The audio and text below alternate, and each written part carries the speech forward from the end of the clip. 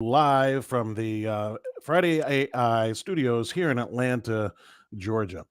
And today I want to talk about technology, in particular, building your tech stack. That's a thing that a lot more people are talking about nowadays than they ever have before. And that's because there's so many vendors that do so many things, and it could be very easy to lose sight of what maybe you need or don't need. And so I hope that you're having a good day and you're in a space where you can take a moment and we can visit. And today I want to talk very topically about some of the categories of technology. I'm not going to specifically talk about each thing in this one. That'll be coming soon. Each of these categories I'm going to spend a lot more time on, but I want to talk generalized about what the tech stack is, what it looks like. Perhaps you've been hearing about it, don't know where to start, what these layers are supposed to do, how they work in concert, and everything like that. So let's get started.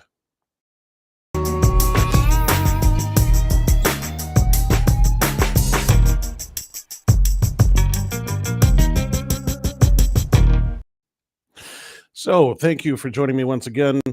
I came across a really good post that linked to a great primer, if you will, blog post to talk about specifically building a tech stack for insurance agencies. I want to go through that a little bit today. And I invite you, if you're a vendor or if you're an insurance agent and you've built a pretty successful stack that you'd like to share, check out the links at the bottom of this stream and or comment and let people know what you're working with. Send me a video of you talking about it if you'd like to be a guest on the show so we can get into it more detailed about what this looks like. I'd love to have you.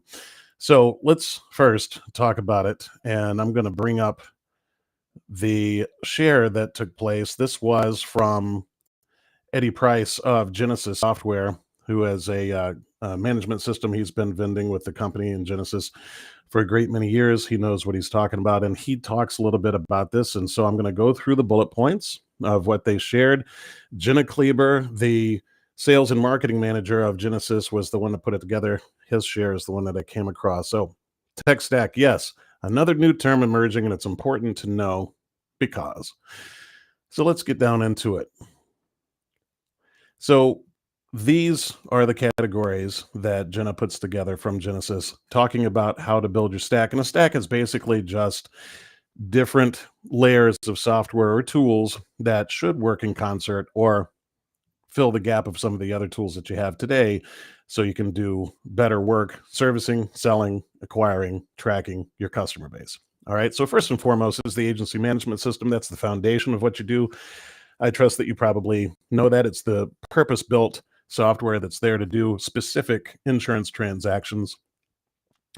Probably interfaces directly with your comparative rater or has a built-in rater system inside of it, where your forms live, specific to insurance, so your Accord stuff, and handles your innate policy tracking stuff, all the policy levels, and interfaces with your insurance carriers in some capacity, either through download or through the commission structure, so you can track and keep up with what you're getting paid. So that's first and foremost. Obviously, there's several in the landscape. Each one of these categories are things that I'm going to talk about more deeply in future episodes, and I invite any vendor that wants to sit and talk with me about these things. I'd be glad for them to join the show and talk about why their product may be the best for you, so you can hear it directly from them, and we'll ask some detailed questions so you can arrive at that conclusion for yourself. So agency management systems, where are you going to start? That is your foundation. Then we're going to talk about your CRM, customer relationship management. The difference here between this and the agency management is that it's specific to managing contact, managing or tracking touches, interfacing, interactivity, communication with the customer. That's not inherently specific to the insurance transaction. How you communicate, when you communicate, certain personal information perhaps of your clientele could live here. There's a variety of different providers in this space as well. And many of these CRM systems interface with communications, third parties that handle some of the outbound transactions.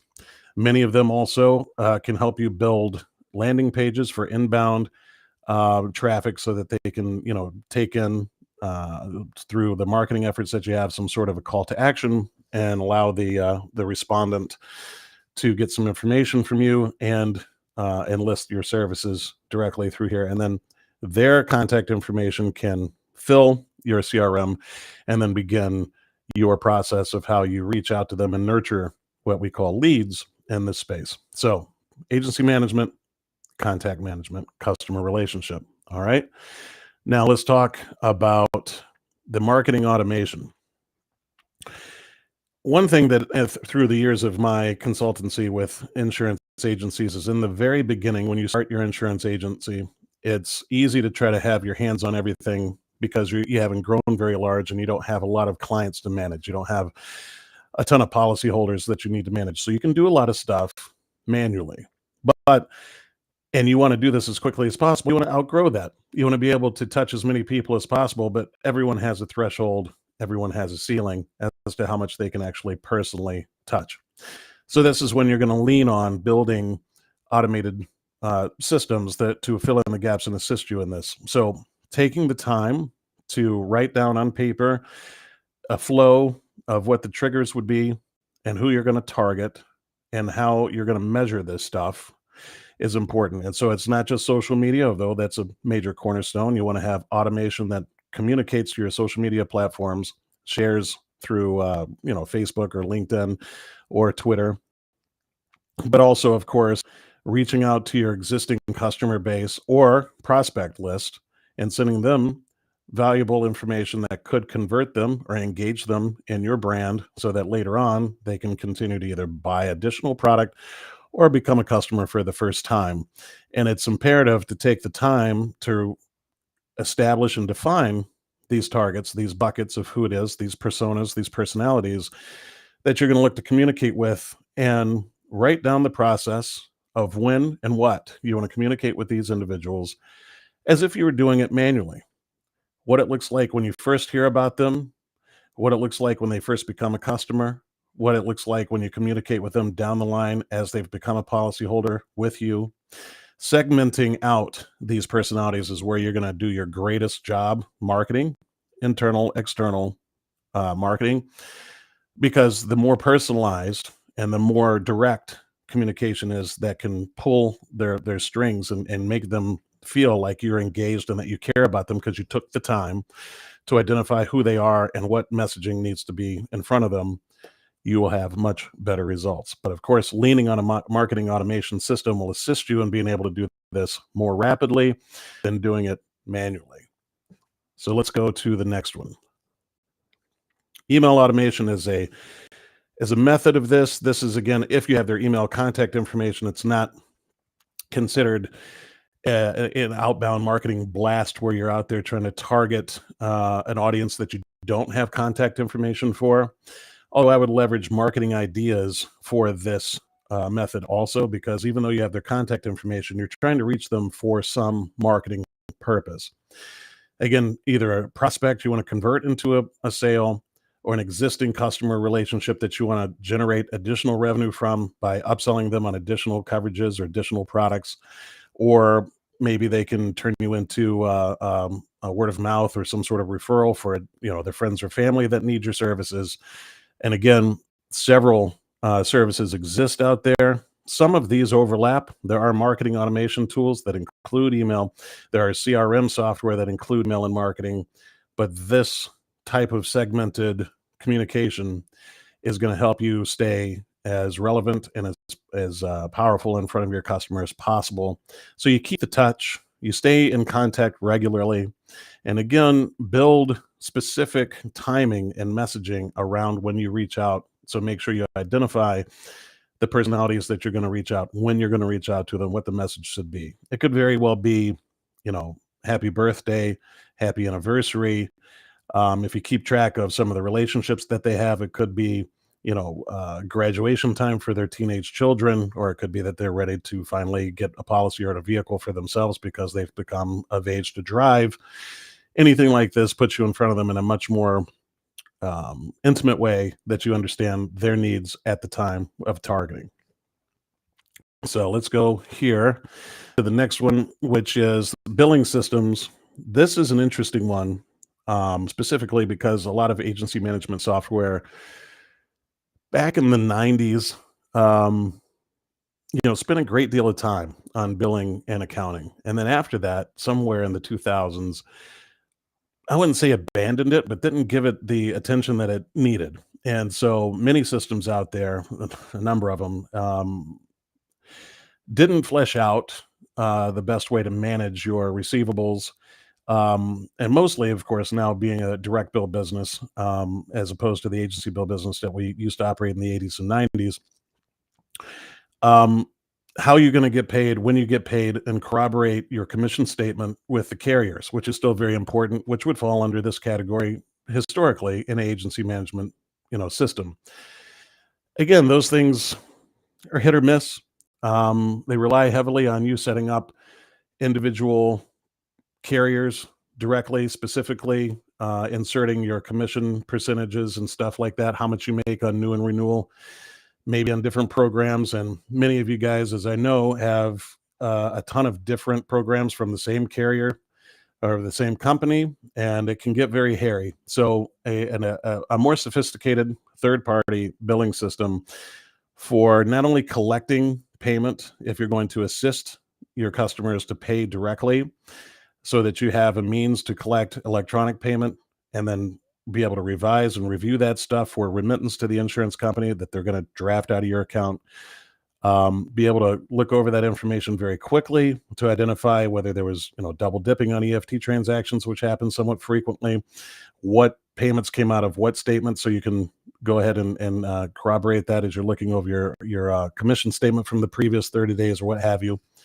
There's much more sophisticated third-party billing systems out there and interact directly with something like a QuickBooks or a Peachtree or Sage Accounting that might be better suited for you than the agency management platform that you're currently using today. I would be willing to bet that that's probably the case.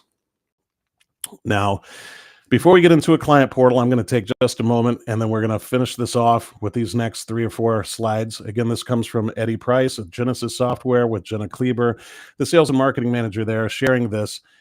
You'll see a link at the bottom, the source here, and I'll also include it down below in the stream, or you can go to that directly and check out Jenesis Software directly. Contact them if you want a demo to see what their agency management software does.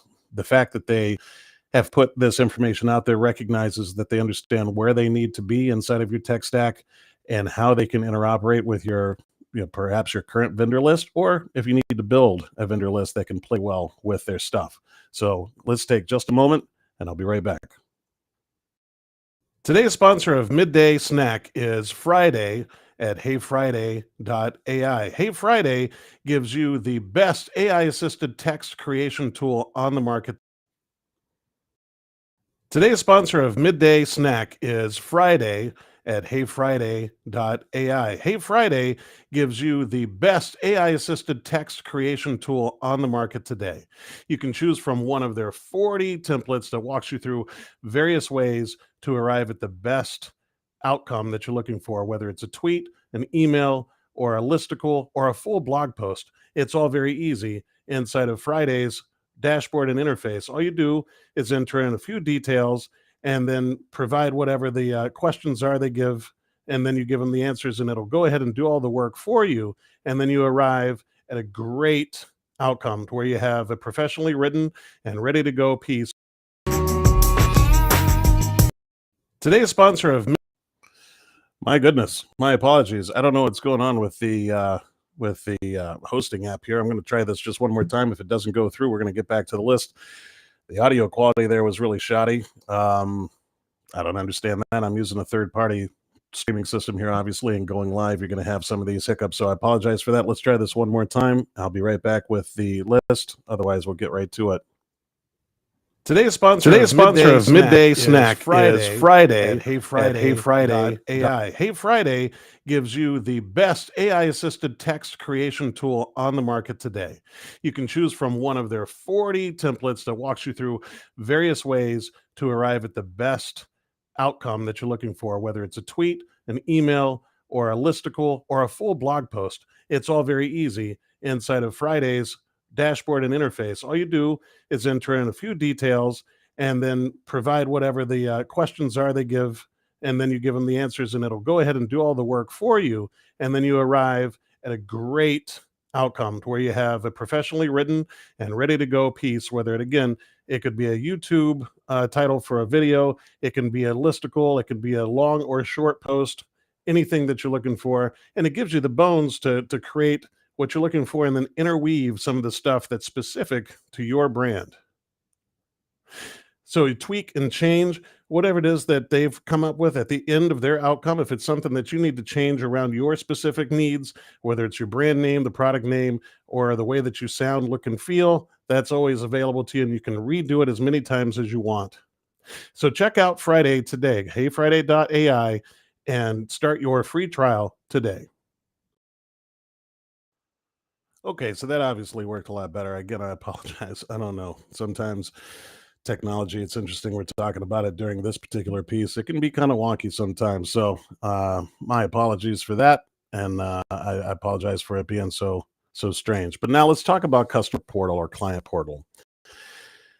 This is an interesting change of pace, particularly from the retail point of view, of what's available out there. But many more customers are becoming, obviously, over the past several years, sophisticated to technology, consumer facing technology specifically, and want to do more self-service. And there's a variety of ways to do this. It doesn't have to be a mobile app, but it has to be mobile friendly because of the preponderance of people that are handling things through their mobile devices. But some means of identifying who they are as a client or as a policyholder, giving them some basic information, giving them some topical, easy transactions. Perhaps it could be requesting COI, certificate of insurance, for some sort of commercial transaction, or remitting a payment, viewing their driver's identification card, getting a roster of the vehicles or similar property that's on a policy, reviewing their limits, this type of thing, with contact information for further assistance beyond what the web app could possibly do for them. But there's no doubt that the interest and the demand for this is very high and continues to increase. With all the national carriers out there, obviously putting all these tools in the hands of these insureds, they pretty much expect it nowadays. So again, if you don't have this today, we're going to go through this at a later time and list some of the players in this space specifically for you to find out. But I'd be looking for this. This is a little bit more new edge than some of the previous stuff that we talked about, and not as easy to locate. Something that's functional and works very well and represents your brand well. That's another thing to consider when you're doing this, because when it's in front of the client, they're expecting to see, interact, and know that it's you behind the transaction. You don't want to give up much of that as possible, so you can control the relationship, own the relationship, and the expectations of what your clients are looking for through the lens of operating with your brand. Now, that segues directly into what Jenna is calling an open enrollment system, which I would call a self-checkout or a self-purchase type of system, depending on the policy that you're looking for. There are third parties that have white label or some sort of copy and paste mechanism that can live inside of your website. Generally, they are mobile friendly, that can allow for new customers or existing customers to get quotes and bind and enroll inside of the insurance policy directly. Again, very similar to the last slide where we're talking about customer or client portal self-service. There's all sorts of reasons why more and more clients or customers are looking to do this on their own, as opposed to call like they used to and get quotes. There's certainly no use for phone books or anything like that anymore. And so the way they're going to find you is in two ways. They're going to Google, or they're going to look for insurance agencies in their map app, whatever that happens to be, to see what's located around them, close proximity, both of which are going to reference your website, should be attached to these results, and then they're looking to do business. And if you don't have some of these tools, they can pop into your website, see that you don't have it, and pop right back out. More and more people are looking to have access to these tools before they even start doing business, as opposed to, again, making phone calls. Now, still, there are phone calls, there are quotes over the phone, there are people that are being bound over the phone, and you can send them on the flip side of this, some sort of an email with a link or something like that that dovetails back into this after you've engaged with the client that's willing to call in or wants to call in and speak to a live person. And still, though, the finish line is something like this, some sort of an open enrollment or self-purchase system that allows them likelihood of getting electronic signature, affecting electronic payment, and downloading whatever documents, policy jacket, deck pages, ID cards, or similar, so that they can go about their day, conduct their business. So that's yet another item that you want in your stack that will help you finalize the transactions that you've set up for yourself. Next, we have lead identification. Lead identification technology. And if I had a dime for everybody that's reached out to me over the past year and a half saying that they generate leads and they can sell leads and they're quality leads and they're valuable leads, that's not exactly what I'm talking about here. Most of those are low quality, unfortunately, and I've heard and I've had experience with it myself, purchasing leads. They've been contacted by 15 other insurance agents. You might be the 12th one on the list, and it's just crazy. And being able to close one of those deals is hit or miss, and you've spent all the time trying to nurture that deal and try to close it. That's not what I'm talking about here. What I'm saying is, through the tools we talked about earlier, through your outbound marketing that generates traffic, and you have inbound traffic clicking on these ads wherever they happen to exist. They could be print material, they could be billboards, anything that has a direct call to action that you can measure. Then capture as much information as they're willing to give you quickly. You then have a host of leads that should reside now in your CRM that we talked about, second part of this. And then you generate some sort of an approach to how you're going to reach back out to them, nurture them into a sale, close them, and then of course put them in the roster of your existing policyholders that you then manage the aftercare of, the service side of. So part of that is what we talked about earlier with your marketing automation, your email automation, is defining personas, defining personality that you're looking to engage with, when and how, what it is that you want to get in front of them, what messaging, the timing of it, and their particular preference of how you're going to reach out to them. Could be text messaging for some, email for others, could be WhatsApp or social media for even others beyond that. There's a whole host of different ways to do this, and you can break that down. I give a pretty lengthy synopsis of this in previous cases when I've worked with insurance carriers and agencies with great success in setting up personas, identifying how to get in front of them, and when and how to develop key messaging that drives behavior that turns into conversion and sales. This is one thing that is very important, especially as you grow and scale beyond your initial staff or even the staff that you have today without taking on more bodies and more expense, more labor. All right. So then we have, this is pretty good. Again, especially if you're looking to scale. And part of scaling is being consistent. So that if you have multiple locations, you have multiple location managers, and you have multiple people that work beneath them as CSRs or insurance agents, it should be, no matter who I land on, either through phone or inbound technology connection, I'm treated the same way. I expect the same level of service. The way that they interact with me is on brand with what you represent as an insurance agency. And the best way to go about that, again, at scale, is an LMS, a learning management system to build your sales enablement, product enablement, your culture internally.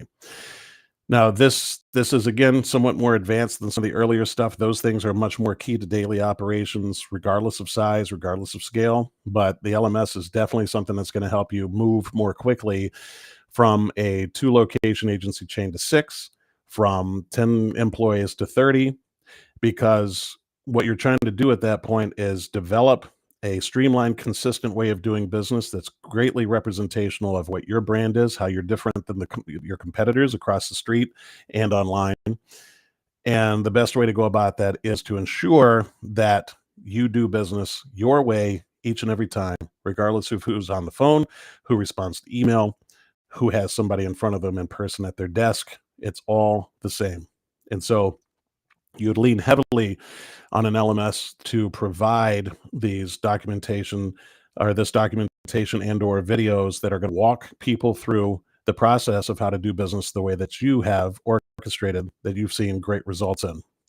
One of the more challenging things when it comes to growth is taking on additional personnel, and then you as the enterprise owner, or you as the first manager or operator, having to then scale from 5 people that you can touch, feel, train, manage, measure in your own confines in your own office, to then having to travel to multiple locations, and that number becomes, a multiple of that, 15, 20, 25 people.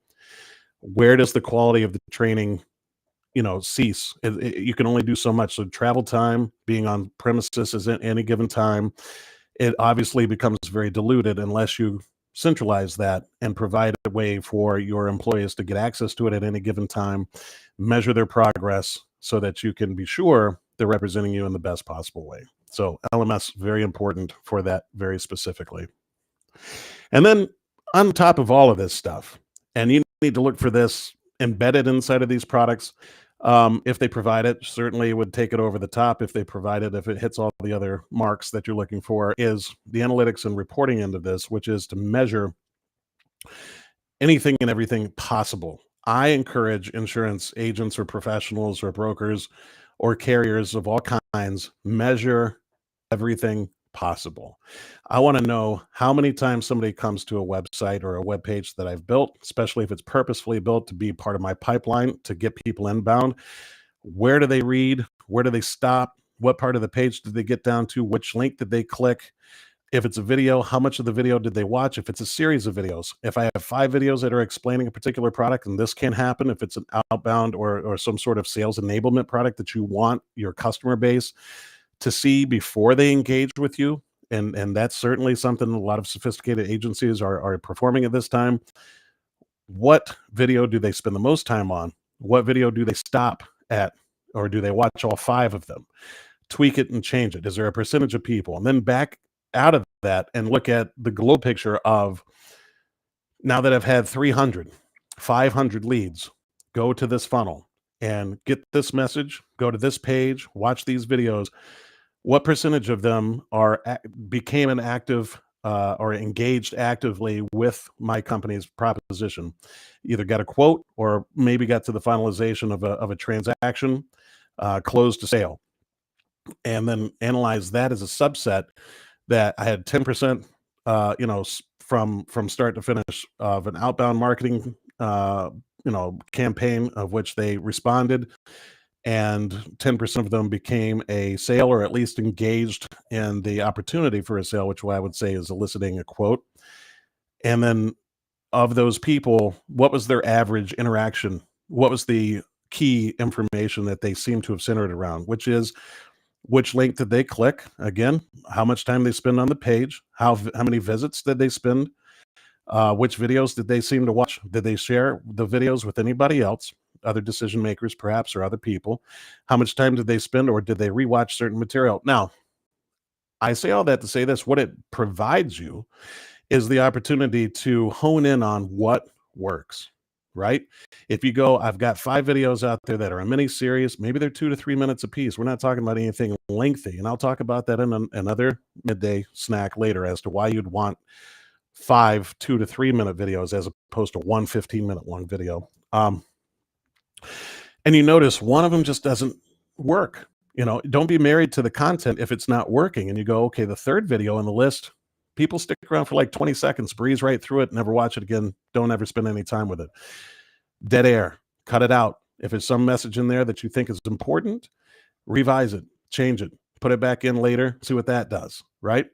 If you have landing pages and some are working and others are not, what are the key differentiating factors between the two? If you have a call to action at the top, you have another one in the middle, you have another one at the very end, which one of those are performing the best? Why? Try to funnel activity towards that. How long do they stay on the page is important, because you might have too much information. If the duration of time on the page doesn't actually become some sort of engagement, they don't click the call to action, you need to revise that too. Is it too wordy? Is there not enough engaging, like visual material on there to get people to understand where the buttons are so they can get started?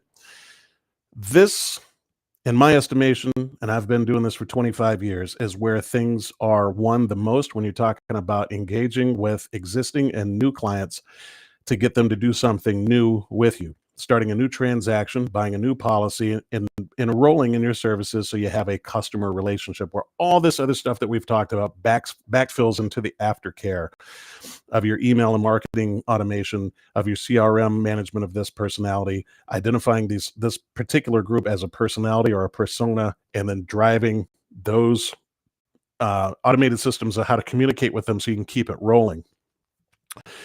The best way to go about doing that is to analyze these data points as thoroughly as possible to ensure that you know as much as possible about your crowd, your audience, so you can hone your message and drive that home so it can have the highest conversion possible.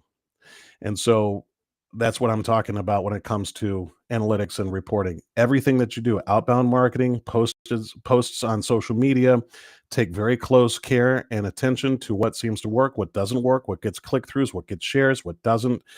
Again, enlist the assistance of some of these tools, which we'll talk about in more detail later, specific to this subject, as to what heat mapping looks like, how much time they spend on the site, where the mouse seems to go, how many times they share, or perhaps they haven't shared the material. This is vital in today's more challenging and competitive technological space. So I'm very happy that Jenna included this. Jenna Kleiber, again, of Jenesis Software, included this in her write-up, because without recognizing and analyzing the data that you can collect from all of your efforts, you're running around in the dark. You're just making guesses and throwing things at the wall and hoping that it sticks. And that's just not how it's going to work anymore. It's too costly, time-wise, and perhaps even monetary expense, to just guess all the time. You really need to hone your message and your targeting. And the best way to go about doing that is to begin by doing that stuff because you don't have the information to work on, but refine it over time until you've got yourself tried and true ways to target certain personalities with precision, with high alacrity, so that you can get the results that you're looking for. Okay? Now, thank you for joining me. This was, I think, very helpful. At least a lot of people don't know where to begin when it comes to this stuff. I talk categorically about what it is that you should be looking for. Go to the link that you see here at the bottom of the screen or in the stream that I have here below to read more detail about this. Write down the categories for yourself if you happen to have forgotten since we've started this at the beginning, so that you can start looking around at the vendors that play in this space and build the best tech stack to make you a very viable, competitive, engaging insurance agency to do business with. It's very important that you do that. In any case, if you need any assistance with this, I've been doing this for quite some time, reach out to me. I'd be more than happy to assist you. Once again, if you're a vendor that operates in this space and you'd like to come on here and talk to me so that people can learn more about what you do, why you do it, I'd be more than happy to welcome you to the show so that people get to know you and your offering much better. But I'll also mention that I have a series that I have a discount for right now through the end of the year called the Insurance Agency Identity Video Series. It's a multi-part series that speaks directly to the first step of this process of developing your tech stack. The tech stack should be supportive of what you identify first as what your agency represents and what your agency is trying to accomplish. This is a step a lot of insurance agencies don't take, and I think it's a flawed approach. Any of the insurance agencies I've worked with in the past, I've worked with scores of them, the best success is laid out purposefully by starting from scratch and identifying what it is that you're trying to accomplish, how you're trying to accomplish it, and who you are, which differentiates you from your competitors. At the end of the day, there's a lot of insurance vendors out there, either direct or across the street from you. Perceptively, by your target audience, they all offer the same thing. And why would they want to do business with you? And what you do after you've gotten in front of this customer defines their experience with you and their expectations of working with you. So I go through all of that stuff in the Insurance Agency Identity series. Use the code Kringle25 from Chris Kringle, Kringle25, to get 25% off right now through the end of the year. I think you'd be very happy with that. I've spent some time on developing that particular series to start this process off. Even if you're an existing insurance agency, been in business for a long time. In fact, I would argue perhaps it's better to do that now than if you haven't already done this or you need to refine it, because what you used to do 20 years ago, 15 years ago, 10 years ago may not be and probably isn't viable anymore, or at least to the same degree. And you probably see it in your results. So I welcome you to go check that series out. The link is below. Use the promo code Kringle25 for 20% off. Watch it yourself. Watch it with your team. As many people as you can squash into a room or share it with other people. You'll learn a lot of different ways to be sure that you identify yourself specific to what you're trying to accomplish, which will inform your decisions moving forward as to how you do things, what tech stack you might be looking to put together that can best support it, how to communicate with your audience so that they fully expect and understand what it is that you represent and what you don't. And I think it leads to much better results. And in my past, in the history of using this technique and these tools, I've certainly seen that. So thank you very much for joining me. Again, I'll see you tomorrow, 1 p.m. Eastern, for another midday snack. And take care.